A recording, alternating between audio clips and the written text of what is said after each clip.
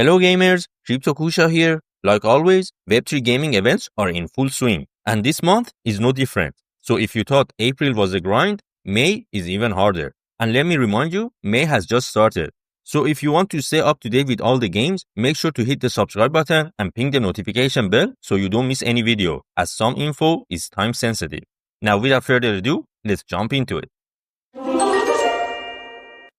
First, I want to talk about the grind of all grinds, Treeverse. As previously mentioned, their Season 1 event is finally up and running, and it will continue for 2 more weeks.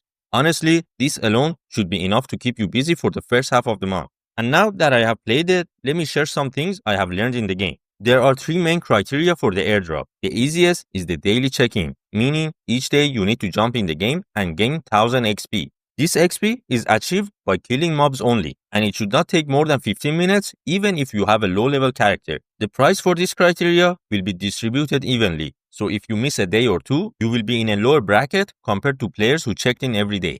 The second airdrop criteria is for players who level up their skills to 60. Their skills are mining, fishing, and lumbering. It's a simple task, but very grindy. So grindy that Treeverse's CEO has allowed players to use auto-clickers for this and this alone. You also need to reach level 30 with your character, which means you need to kill mobs, and lots of them. Whatever number you're thinking of, double it. You will see many people using auto-clickers for this too, but the team has announced multiple times that these players will not receive any prizes and will get blacklisted. Although I doubt they can catch all of them, but why risk it? There's another way to gain XP, and that is parking. Whenever I'm busy, like when making this video, I park my character near some auto-clickers to gain XP. How? It's simple. If a mob hits you and then dies, you will get the XP for it as if you killed it. Of course, you need to position your character in a way that the mobs can hit you before they die. And obviously, you are going to miss many of them, but it is still something.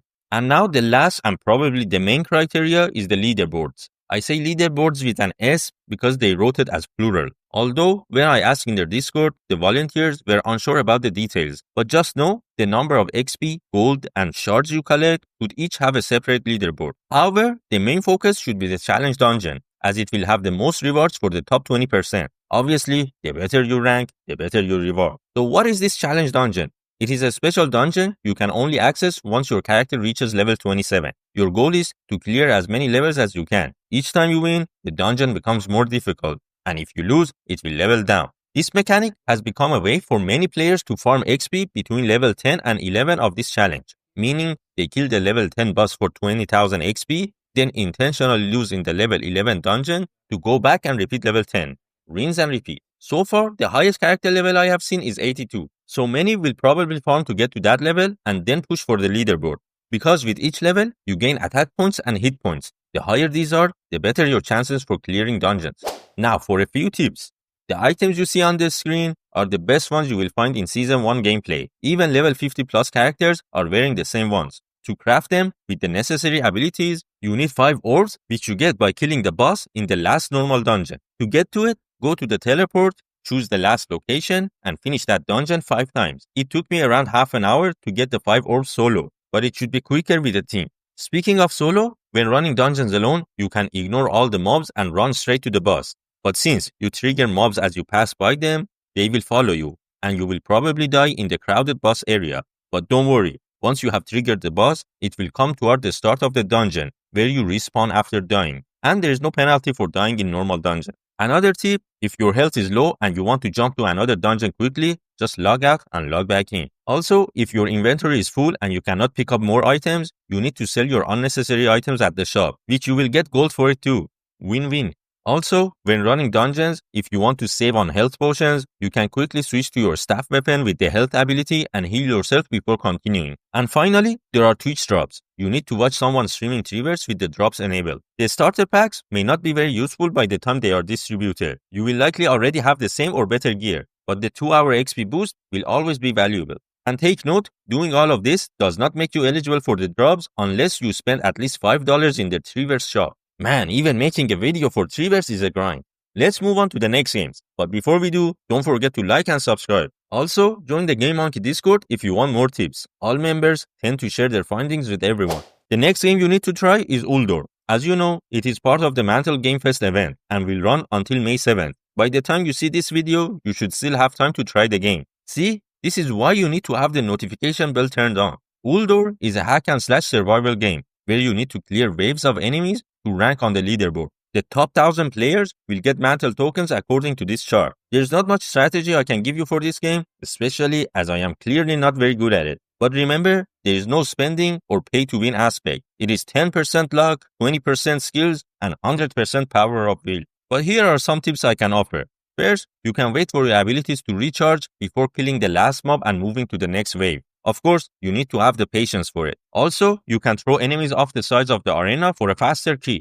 Each day, you get 5 attempts for the leaderboard. But if you skip a day, don't worry, your attempts will carry over. So everyone has 35 tries. Very nice and thoughtful of the team.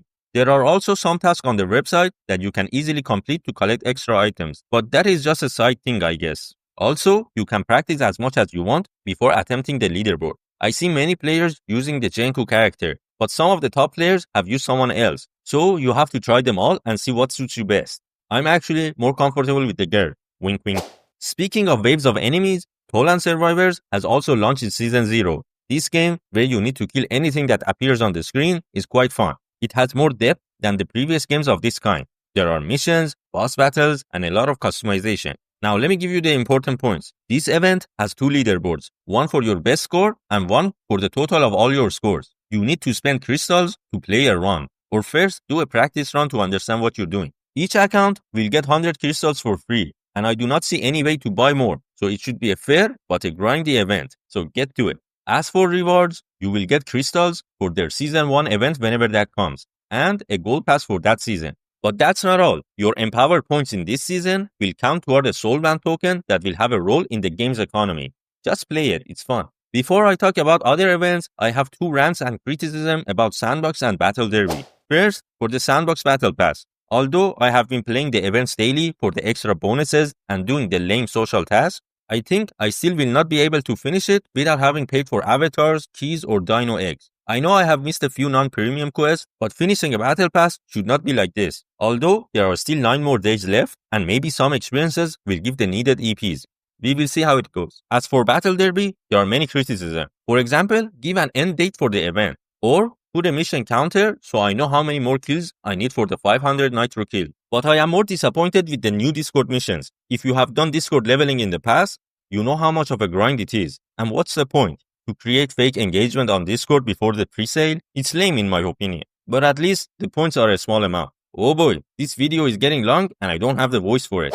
To wrap this video, as you know, the next 2 Mantle Game Fest games will also launch in May. The first will be Spot Zero's Crush, which is the match 3 game. It should be a casual one, and I just hope it is like Uldor, based on limited attempts, and not like Buchibi, which focuses on whoever has the app open the most. Then we have the second airdrop event for Wonder Wars, starting on May 6th. This is only a 7-day event, so it should not take much of your time. If you participated in the first event, you already know how it goes. But if you are new, just know that the rankings from both events will count towards the token airdrop. However, you still have a chance if you can rank high in this one alone. On May 5th, Forgotten Runiverse will have a 5 million pixels event, where you can swap your Quanta for pixel. How to earn Quanta? That is something for our Discord chat to explain, so don't forget to join.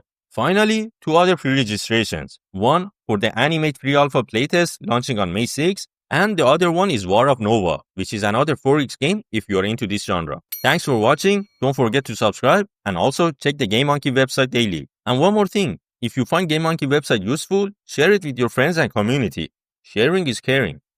Bye!